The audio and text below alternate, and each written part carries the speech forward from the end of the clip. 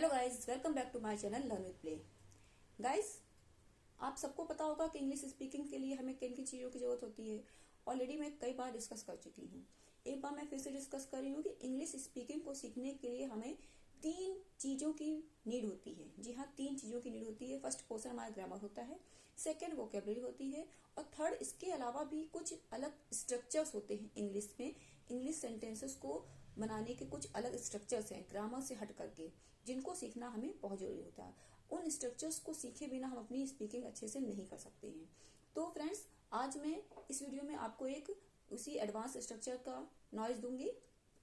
जैसे कि आपको किसी भी पार्ट को, किसी भी पोर्शन को हल्के में नहीं लेना है। जी हाँ, चाहे ग्रामर हो या वोकेबलरी हो या कुछ एडवांस स्ट्रक्चर्स हों, उनको हमें सबको बहुत सीरियसली सीखना है, किसी भी को हल्के में नहीं लेना है। जी हाँ, मैंने भी एक वर्ड यूज किया, हल्के में मत लेना। तो आज का हमारा जो स्ट्रक्चर है, एडवांस स्ट्रक्चर है, वो इसी टॉपिक पर बेस है, हल्के में मत लेना। इसको हम इंग्लिश में कैसे बोलते हैं? हम बहुत से सेंटेंसेस को हिंदी में ऐसे बोलते रहते हैं, नॉर्मली अपनी लैंग्वेज में यूज करते रहते हैं। जैसे कि मैं बोल दूं कि उसकी बात को कभी भी हल्के मत लेना, इस तरह से बोलते रहते हैं। अरे उसके इस काम को तुमने हल्के में कैसे ले लिया, तुमने उसको हल्के में कैसे समझ लिया, इस तरह से बोलते हैं। इनको हम इंग्लिश में कैसे बोले, हल्के में लेने को हम इंग्लिश में क्या बोलते हैं? तो चलिए जल्दी से शुरू कर लेते हैं आज के इस टॉपिक पर।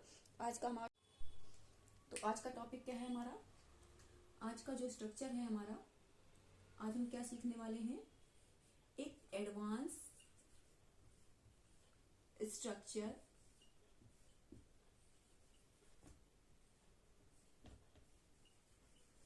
क्या है? हल्के में मत लेना। हल्के में मत लेना, इसको हम इंग्लिश में कैसे बोलते हैं? तो सबसे पहले बात करते हैं इसका स्ट्रक्चर क्या बनता है।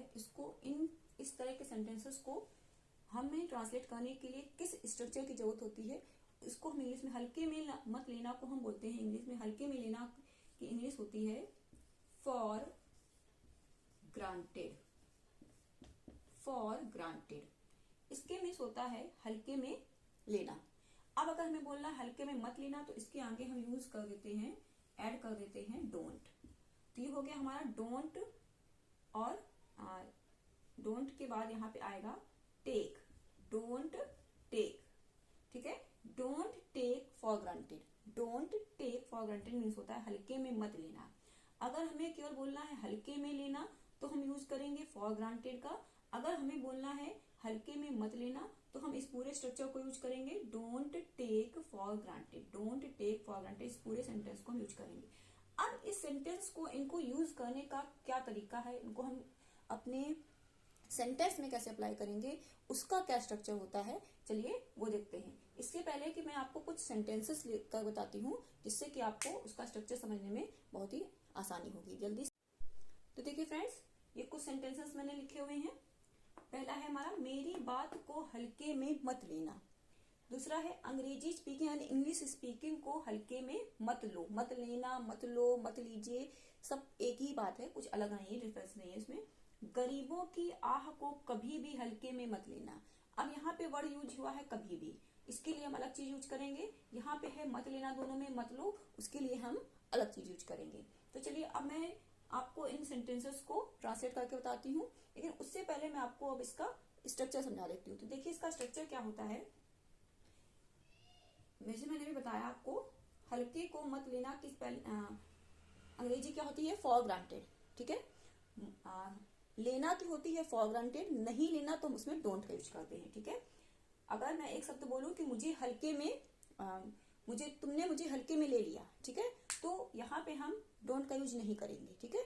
अभी मैं आपको इसको ट्रांसलेट करके भी आगे बताऊंगी, पहले इसका स्ट्रक्चर समझ लेते हैं। तो इसका स्ट्रक्चर है, मत लेना के लिए सबसे पहले हम यूज करेंगे डोंट।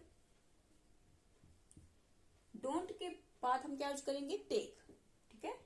डोंट के बाद हम टेक यूज करेंगे। इस टेक को हम अकॉर्डिंग टू टेंस चेंज कर सकते हैं। अगर आपका सेंटेंस जो है वो पास्ट में है, तब आप वहां पे टेक की जगह टुक का यूज करेंगे, और ये आपका डोंट भी चेंज हो जाएगा। अगर आप पास्ट में ट्रांसलेट कर रहे हैं, पास्ट में बोल रहे हैं, तो आप उसको अकॉर्डिंग टू टेंस, पास्ट में या किस फ्यूचर में जिसमें बोल रहे हैं, तो अकॉर्डिंग टू टेंस आप इसको हेल्पिंग वर्ब को और टेक को चेंज करेंगे, ठीक है। डोंट टेक प्लस, अब इसके बाद आता है यहाँ पे ऑब्जेक्ट, ठीक है। ऑब्जेक्ट, ठीक है। ऑब्जेक्ट के बाद में सबसे लास्ट में हम लिखते हैं फॉर ग्रांटेड। तो ये है इसका स्ट्रक्चर, ठीक है, फॉर ग्रांटेड, ठीक है। अब मैं इनको आपको ट्रांसलेट करके बताती हूँ। मेरी बात को हल्के में मत लेना, तो मैं कैसे बोलूंगी इसको, कैसे इंग्लिश में बोलूंगी, तो मैं बोलूंगी डोंट टेक अब यहाँ पे मेरी बात है सॉरी फ्रेंड्स, मेरी बात है, तो यहाँ पे हम किसका यूज करेंगे, डोंट टेक के बाद हमने क्या लिखना है, ऑब्जेक्ट लिखना है। तो क्या लिखेंगे यहाँ पे, डोंट टेक माई पॉइंट, फिर किसको करना है, हल्के में नहीं लेना है, मेरी बात को। तो don't take my point for granted. तो don't take my point for granted, ये इसको हम इस तरह से इंग्लिश में बोलेंगे, मेरी बात को हल्के में मत लेना, don't take my point for granted. आप देख पाए अकॉर्डिंग टू स्ट्रक्चर, हमने पहले डोंट टेक का यूज किया, फिर ऑब्जेक्ट का यूज किया, फिर फॉर ग्रांटेड का यूज किया, ठीक है। अगला देख लेते हैं, अंग्रेजी स्पीकिंग को हल्के में मत लेना, इसको भी हम कैसे बोलेंगे, don't take English speaking, don't take English speaking for granted. I think friends आपको क्लियर हो रहा होगा, ठीक है। Don't take English speaking for granted, English speaking को हल्के में मत लेना, ठीक है। गरीबों की आह को कभी भी हल्के में मत लेना। अब कभी भी के लिए हम यहाँ पे डोंट का यूज नहीं करेंगे, ठीक है, डोंट का यूज नहीं करेंगे। अब हम यहाँ पे कभी भी की स्पेलिंग क्या होती है, मीनिंग क्या होती है इंग्लिश में, नेवर, क्या होती है, नेवर। तो हम यहाँ पे क्या लिखेंगे, नेवर टेक, नेवर टेक। अब गरीबों की आह क्या होती है, गरीबों आह की इंग्लिश होती है साय, SIGH साय, ठीक है। गरीब की क्या होती है, पुअर। तो लिखेंगे हम never take sigh of poors for granted, ठीक है, never take sigh of poors for granted. तो आई थिंक आपको ये स्ट्रक्चर अच्छे से क्लियर हो गया होगा। अभी हम कुछ और सेंटेंसेस देखते हैं जिसमें हम इस निगेटिव नहीं बल्कि पॉजिटिव मिलेंगे। जैसे मैंने आपको अभी सेंटेंस बोल के दिखाया था, अभी बोला था मैंने सेंटेंस कि मुझे हल्के में, तुमने मुझे हल्के में ले लिया, ठीक है ना। अब इसको कैसे ट्रांसलेट करेंगे वो भी मैं आपको भी आगे बताती हूँ। तब तक मैं पहले इनको कुछ और सेंटेंसेस देख लेते हैं जो निगेटिव नहीं है बल्कि सिंपल वाक्य है, सिंपल में है, यानी कि पॉजिटिव में। जैसे कि पहला है, तुमने मेरी बात को हल्के में ले लिया। अब हम इसको कैसे बनाए, हमने अभी केवल निगेटिव में सीखा कि मत लेना। अब हम इसको कैसे ट्रांसलेट करेंगे, तो तुमने मेरी बात को हल्के में ले लिया। सबसे पहले तो आप ध्यान दीजिए कि ये जो सेंटेंस है हमारा वो पास्ट में हो रहा है, ठीक है ना। तो अब इसको पास्ट के अकॉर्डिंग ही ट्रांसलेट करेंगे। मैंने भी आपने यू ले लिया तो टुक, यहाँ पे टेक की सेकंड फॉर्म क्या आ गई, टुक, ठीक है।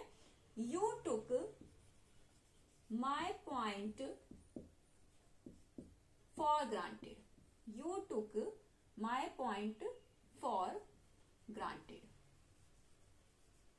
ठीक है। दूसरा देखते हैं, तुम्हें मुझे हल्के में नहीं लेना चाहिए। अब यहाँ पे चाहिए का यूज हो गया, चाहिए की इंग्लिश क्या होती है, शुड, ठीक है। तो अब इसको हम शुड का यूज करके ट्रांसलेट करेंगे। कैसे, यू शुड, अब यहाँ पे नहीं आया है तो इसके लिए हम क्या यूज करेंगे, शुड नॉट। इसको आप कॉन्ट्रैक्शन में शॉर्ट में बोल सकते हैं, शॉर्ट फॉर्म में शुडंट, ठीक है। तो यू शुडंट टेक, किसको किसको नहीं लेना है, तुमने मुझे, ठीक है। तो यू शुडंट नॉट टेक मुझे, मी, ऑब्जेक्ट आ गया मी, ठीक है। क्या नहीं करना है, हल्के में नहीं लेना है। तो क्या हो जाएगा, यू शुडंट या you should not take me for granted. तो देखा फ्रेंड्स कितना इजी है ये, मुझे कमेंट सेक्शन में जरूर लिख करके भेजिएगा और इसकी प्रैक्टिस करिए अपने घर में, अपनी लैंग्वेज में अपने सेंटेंसेस को बना करके। मिलते हैं अपने अगली वीडियो पे, तब तक के लिए बाय बाय, थैंक यू। अगर आपको ये वीडियो अच्छा लगा हो, जानकारी अच्छी लगी हो तो जल्दी से लाइक कर दीजिए। अगर चैनल पे आप नए हैं, पहली बार देख रहे हैं, तो जल्दी से मेरे चैनल को सब्सक्राइब कर लीजिए ताकि आगे आगे आने वाले सभी वीडियो आपको की नोटिफिकेशंस आपको अच्छे से मिलती रहे और आप कुछ नया हर दिन सीखते रहें।